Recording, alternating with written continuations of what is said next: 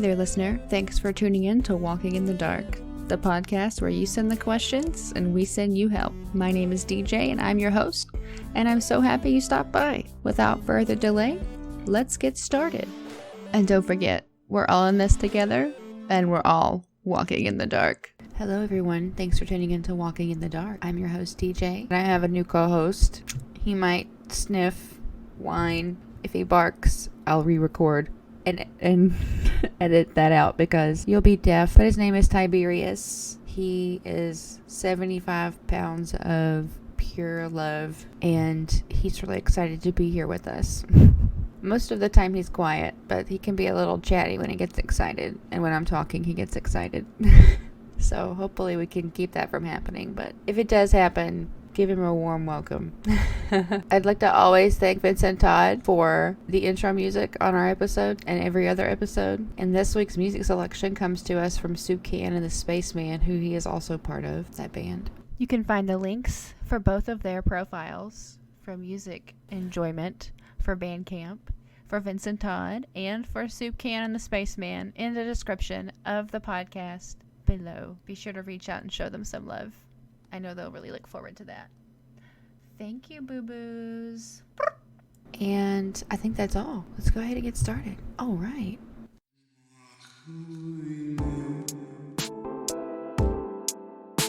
Listener number 1. Okay, I found it. Sorry.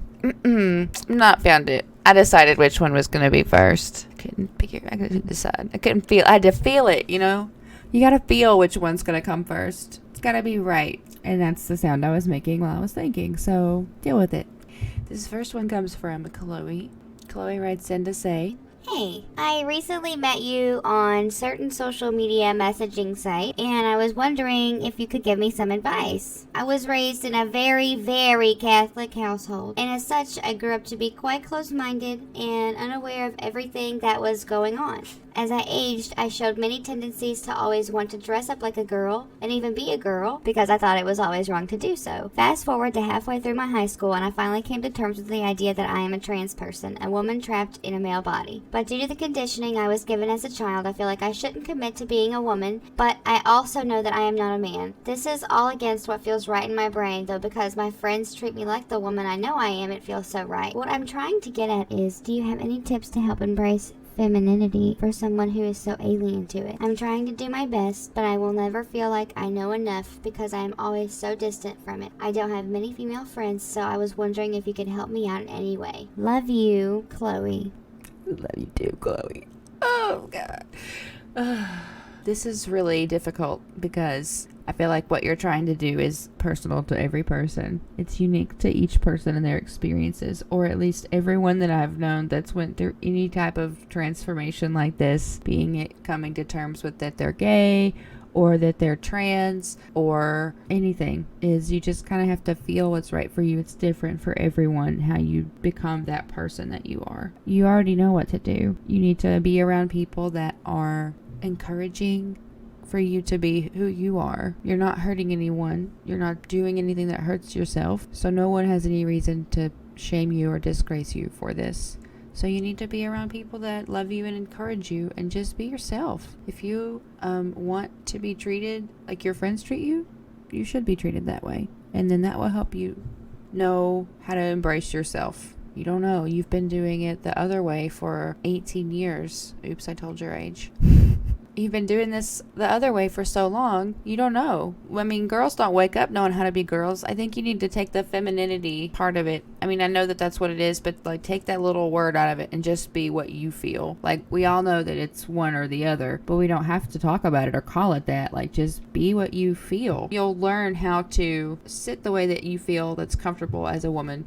You'll learn how to carry yourself and walk as a woman would, because your body will be different. I mean, you'll hold yourself differently because you'll have the weight of breasts and things like that. You'll dress differently. You'll know what to wear. You're fly, you're cute, you're going to go shopping, and you're going to love it, because most girls do. I think it's just about the environment that you're in, and that you're still in school as well. You're still a young man. You're still not graduated. So, I mean, you're still kind of in that. Oh, featuring Tiberius. There he is.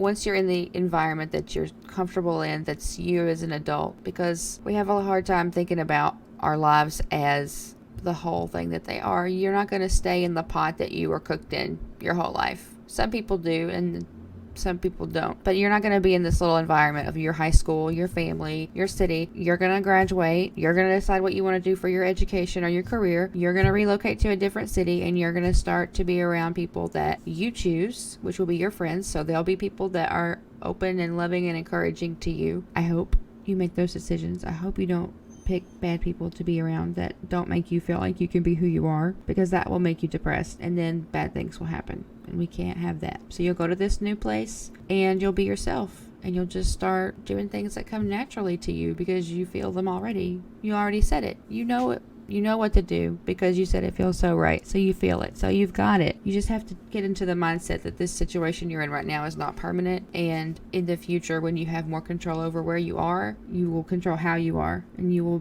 be who you want to be. And that will be who you are then. Yeah. I think that's right. I think that's good. I think that's pretty good advice. I don't think I have anything other than that I would add to that. I do know that these things are very difficult, especially coming from a religious household. There was a young man that I went to church with for like 5 years that is flamboyantly homosexual and has been flamboyantly homosexual since he could like realize what parts were and what they did. Like he just knew. And yeah, I know what you guys go through. I've seen it. I don't know myself personally, but I've seen the bad things that can happen. And it's that environment, you know. You can make that decision. You can make that step. And then it'll change your life. You'll put your foot in the right direction where you should be going. And then it may be scary at first because you've never been in that direction before. But you just know that you have to be who you are. But it's scary because it's like, I don't know what's in that direction. So I'm going to bite my foot. But you'll be fine. This is what growing is as an adult, as a human. I mean, you could stop growing, but then I would be kind of concerned about your life for you, because you're my friend. Yeah. All right. I hope that helps. I'm sure we'll chat later today. You always bring the rain when you come. And don't mind staying inside with you. Listener 2. Oh my goodness. I just discovered that there is an orchestra version. The Danish National Symphony Orchestra. The Good and the Bad, the Ugly. Oh my gosh. This is incredible. I know you're thinking, DJ, what are these pieces you're handing me? I don't understand. Well, you see, this next one that I have to read from listener Carrie reminds me that we live kind of in the Wild West when it comes to dealing with other people and how we have to act and like how we show ourselves, because if you don't, you'll get Clint Eastwooded. For real though, that's how it is. So let's go ahead and Carrie has to say to us today. So I don't know how I can explain this, but I'll try my best. I work 6 days a week. I'm an apprentice stylist at a hair salon, so I'm kind of just washing hair and talking to clients and whatnot. And on the weekends, I work in the kitchen serving food and whatever. On the weekend, I enjoy that I feel like myself and I can talk to the chefs and love it. Even though it's on a Sunday, it's far, and it just makes me really tired. I say I do it for extra money, but really just like being myself is just a luxury for me, and we can talk about guy stuff and whatever, like basketball and whatever. Tuesdays to Saturdays is my hairdressing job. And when I first started, I was open being myself, and I found that a hair salon word travels fast. It's just really dramatic, and more unnecessary things can happen, so I just stay quiet. Now, however, people think I'm being boring and got nothing to me, and it's annoying, but it's how I got to be with clients. I just pretend to be 100% all the time. When I get home, my parents are like, how was work? And I'm like, yeah, it was great. Then I go upstairs and just play my Xbox, and then my friends invite me to Xbox parties, and Jesus, they just go on and on. It's just like a few hours of tearing each other apart, and sometimes it's fun, but I mean, like, man, I cannot be bothered for it, and that's all I really do for socializing, because I work all the time. I just get really lonely, and my friends are in college, so they meet people all the time. Seems to me that you have to post a selfie or something like that to get to meet new people, and I just can't bear to do that stuff like that. So never post and ultimately never meet people. I feel like I got a lot to give, but I'm just old-fashioned that way. So I just feel like I ain't being myself all the time, and it's grating on me because I do like it all the time. I just want to be myself all the time and meet people and stuff. Oh, Carrie. I get what you're feeling right now. This is a really weird thing to go through when you're an adult and you start to have a professional life and a social life. You have to have a professional version of yourself and just the real you. But the real you can be you all the time. You just can't say the things sometimes that social you says a professional you's place. Like if you're cutting someone's hair and you like had super gas that morning because you had Taco Bell last night, you're like ripping the dankest farts and you're like, dang, like, and you would be like, bro, that thing was like clearing the room. You don't want to go and tell like your 70-year-old lady that when you go to cut her hair. She's going to be like, sometimes I forget you can't see my face when I'm talking because I make a lot of facial expressions. She's going to like look up at you like, are you okay? Because I'm questioning letting myself like be lowered into this bucket of water at your mercy, fart lady. You know, so, or fella, I don't know if you're male or female. But yeah, you have to separate and have two separate, I don't want to say like versions of you. You always be yourself and just like talk about like what you like. I mean, you don't have to be talking about stuff that doesn't interest you just because you have someone with you that does. I dealt with this when I worked at Dillard's in college because I liked Star Wars and video games and comic books and football. And I was selling women's shoes, formal shoes, everyday shoes to like everybody. Like if you were a woman, you were in there buying shoes. Don't care how old you were. So they had like a range of stuff like shopping or reading, horseback riding. Like, dude, I am terrified of horses. Heaven help me if we have to go back to using them every day. I'm going to have to get over that real quick, but still, like, nothing. I had nothing in common with any of these people. You just got to be yourself. You just got to learn how to just talk and engage and be like, so how was your day? Yeah, cool. You got kids? Okay, yeah, cool, blah, blah. Like, whatever your questions are. You just pick generic questions. People will talk to you if they want to tell you stuff. If somebody's there and they're having a bad day and they're like, oh, well, today I split my big toenail because I kicked this chair in the kitchen. And it hurt so bad that I lost my balance and cracked my tailbone when I fell. So I'm just trying to relax right now. Let me get that hair wash. If someone has like something that they want to conversate with you about or they want to just talk about, they'll tell you. If not, you just got to ask them like a couple of basic little probing questions to get them to start talking, like the ones I rattled off. How are you? What are you got going on today? Have big plans coming up for blah blah holiday? Memorial Day. Don't do that around Christmas and Thanksgiving though. Don't do it then because people like have a hard times with their parents being dead and kids being away and stuff. So don't do that one then. But yeah, you get it. Like just start a conversation and then they'll start talking. If they want to talk like in detail, then you just let them start and you just be you. Like just relate, conversate, and have your professional. Like don't be using like foul language or some gross like blue collar humor when you're talking to people because you never know who could offend you, who could get upset about it and then could cause trouble for you professionally. It's just not worth it. And then when you're not there, just dude, be yourself. Just be yourself. It's okay. It's okay to be yourself. And we all have different versions of ourselves. Like you are super quiet and to yourself when you go to the doctor's office because you don't want to be loud and causing a scene because you never know who's sick, and you also don't want to touch anything because you don't want to get sick, you know? That is difficult though. It sounds like you need to meet some different friends to play your games with. Or, you never know. Most people go to events to meet people or go do their hobby, go do their thing, and being yourself and talking to people.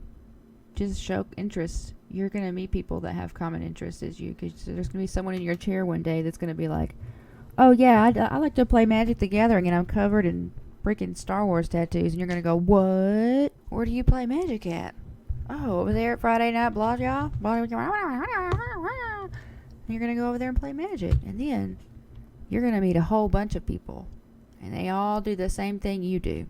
And then you're going to use those little probing questions to meet people there, too. Little nets of social... almost said socialism. Little social nets.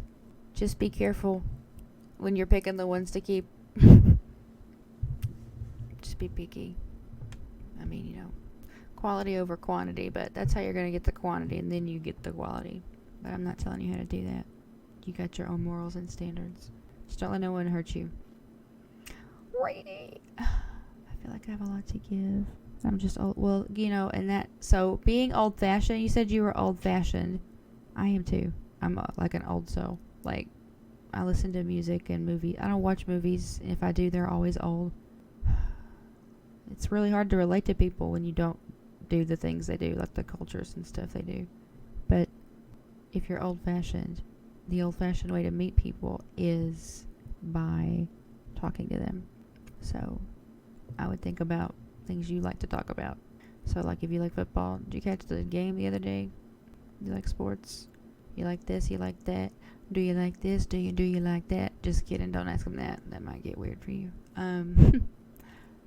Good luck with that. And as for your Xbox friends, be careful with people that you surround yourself with in your little social habits or things that you do, because you'll absorb their toxic stuff. So if they're just like being mean to each other and bringing each other down all the time, I'd be like, y'all need to hush, or I'm going to go play with someone else.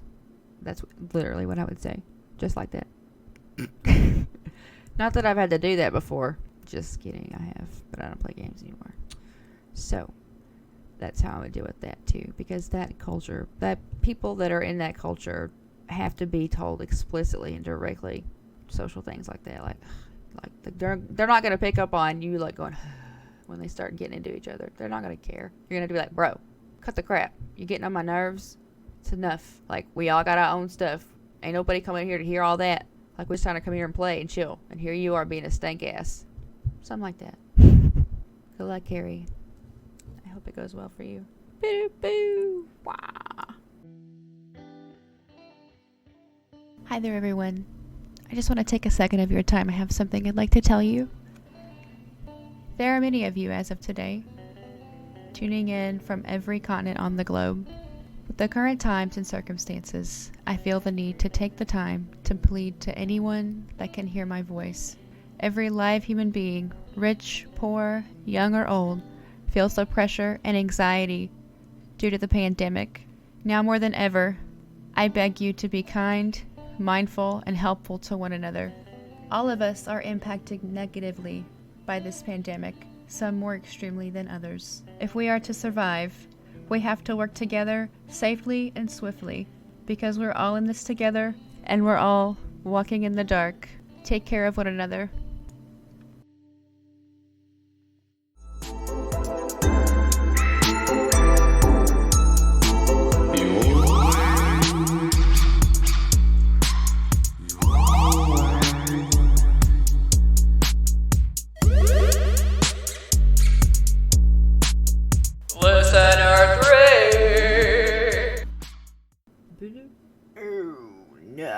It's a heavy hitter, boys and girls. Put on your serious pants, and I will too. This letter comes from a really hungry man. It reads like this. I'm just gonna jump straight to the point. I'm a 22-year-old still in college, and my 20-year-old ex, we broke up a while ago. But even after the breakup, we still had a few flings here and there. Is currently 4 weeks pregnant with our baby. I think it's still not too late to abort the baby, but she insists on keeping it. She says I don't have to do a thing and just walk away. Honestly, I don't think either of us are ready, and here's why. Number one, both of us don't have any source of income, and we're still in school taking our diploma at the same place. 2, we're not exactly a couple and not on good terms, and she wants me out of both of their lives, so the baby is going to grow up without a dad, which is something I'm against. 3, in this country, an out-of-wedlock baby is a taboo. The baby is going to grow up with quite a hard childhood, to be honest. And 4, I'm afraid her conservative family is going to find this as a very bad thing and do something stupid that's gonna hurt her and the baby. I'm at a lost point right now. I keep convincing her, but she's just so stubborn. Honestly, I don't want it, but if the time comes, I'm going to have to step up and support them. But that means I'm gonna lose my current life. I don't know what to do at this point. Thanks in advance, and lots of love. Oh, hungry man. This is such a pickle. You're really at her mercy in this instance, to be honest with you. She doesn't want to see you and won't see you and won't let you see this baby if she does keep it, and you can't physically make her go and abort it. You can't do anything. All she has to do is call the police and have you removed and then get a restraining order and then it's over. So, I don't know. You can't do anything. You have to wait and deal with it when it's over to see what she does. You're at her mercy. There's nothing you can do other than tell her that you don't want her to do this. Tell her all of those very valid and very good reasons why you don't want her to do it. And I would document that. And I would make sure that the baby is yours if she does have the baby. I would make sure that I made it very clear that you didn't want that and that she didn't talk to you about it. She didn't want anything to do with you and told you just to piss off, pretty much. And if the baby does come and you have the DNA test done and it's your baby and you have to pay child support, well, don't put your dick places you don't want to be for a long time without protection. And don't just use one form of protection. In fact, just don't put your dick in places you don't want to be. It'll save you a lot of pain in the long run. Just don't do that. I'm sorry. That's a pickle. To just because you're at just someone else's mercy. And I wouldn't want to be in that situation in any variant of that. I'm really sorry that this is happening right now to you. I think that waiting is a hard game. Let me know what she does. I'm anxious to hear it. Thanks for writing. If you need to talk more, you know where to find me.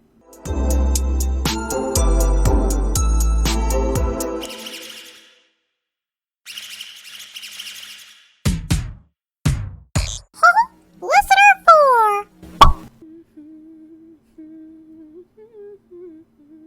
One more time, I'm gonna celebrate. Oh yeah, alright, I'll stop the dancing.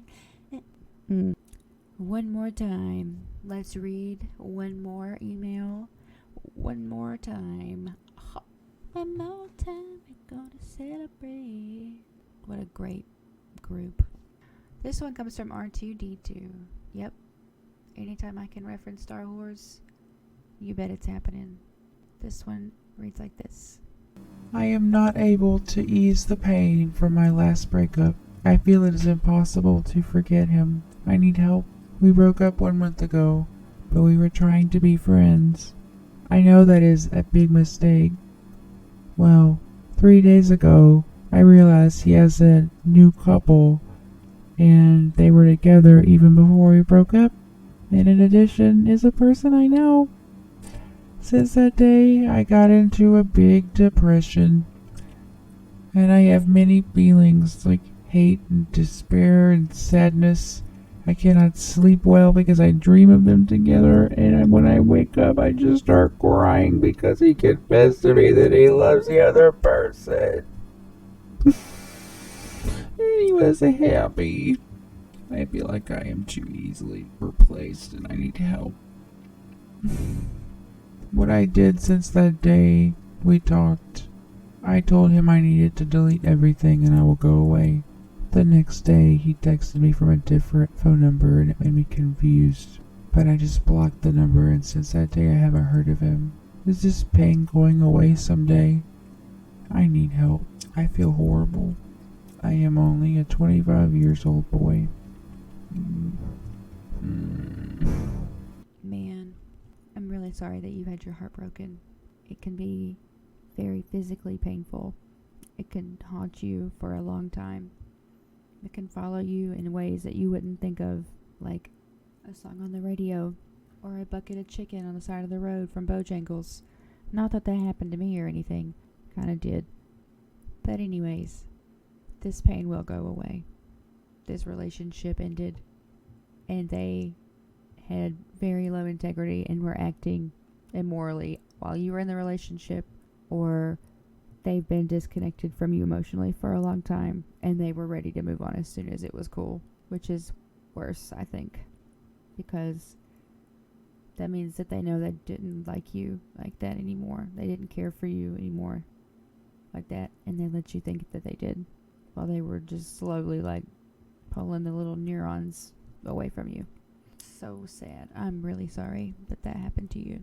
I don't think you should have contact with this person. So if they keep contacting you, and they might, sometimes people are just so obsessive like that for even no reason, even when they treat you like trash and they make you feel like trash and they hurt you, they just find ways because they're obsessed. I don't know what the deal is, but just don't respond. Don't look at it. and stay ghost mode for a while and him forever. Don't talk to him anymore. It will get better. You won't ever forget that he existed unless you have something happen to your memory physically, like you have a injury or something.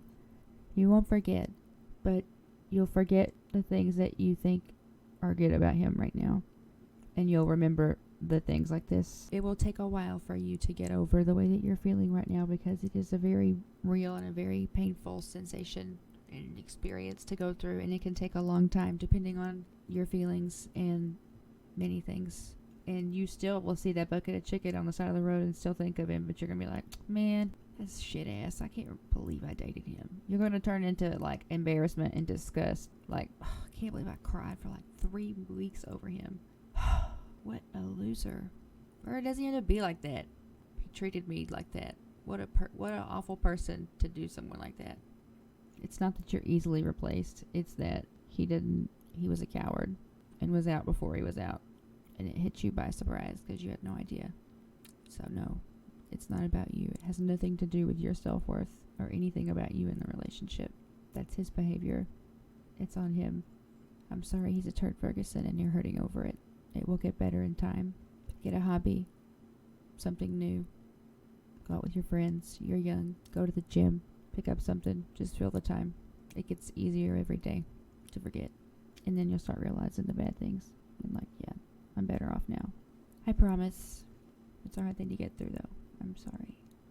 The overcast in your oversized shirts and stay all night.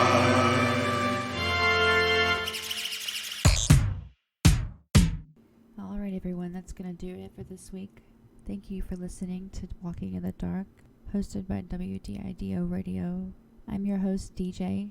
If you'd like to submit an email to be read in a future episode, please send that to wdidoradio@gmail.com. Again, that's WDIDO. If you're a musician and you'd like to have your music featured in an episode, please send that to wdidoradio@gmail.com as well.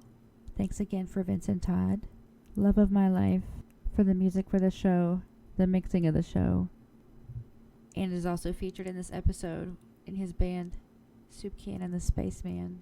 Check out the link that's posted in the description for them. Hit that follow button for more episodes and tell all your friends where you go when you walk in the dark. And be safe out there, listeners all over the world. Wherever you are, you may be near that virus that's spreading like wildfire right now. But as long as I'm alive and healthy, you can always come here and listen. I hope everyone stays healthy. And don't forget, we're all in this together, and we're all walking in the dark. Hungryman.